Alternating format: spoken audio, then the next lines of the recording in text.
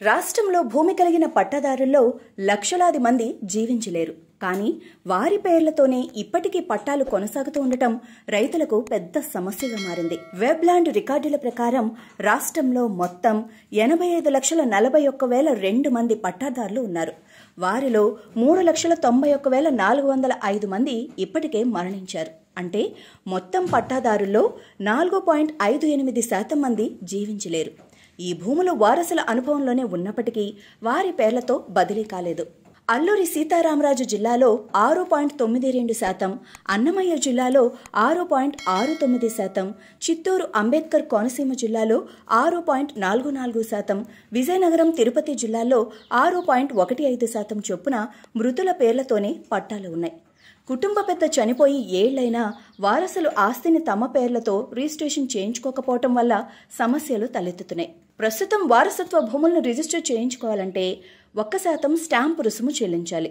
దశాబ్దాలుగా తమ వద్దే ఉన్న భూములకు మళ్లీ రుసుము కట్టాలన్న ఆవశ్యకత ఏంటి అని రైతులు ప్రశ్నిస్తున్నారు. కొందరికి రుసుము భరించే స్తోమత లేకపోవటం, కుటుంబ సభ్యుల మధ్య వాటాల సమస్యలు తేలకపోవటం వల్ల రిజిస్ట్రేషన్లు ముందుకు సాగలేదు. ఇదే కారణంగా పంట రుణాలకు, సంక్షేమ పథకాలకు రైతులు దూరమవుతున్నారు. ఈ సమస్య పరిష్కారానికి ముఖ్యమంత్రి చంద్రబాబు కీలక నిర్ణయం తీసుకున్నారు.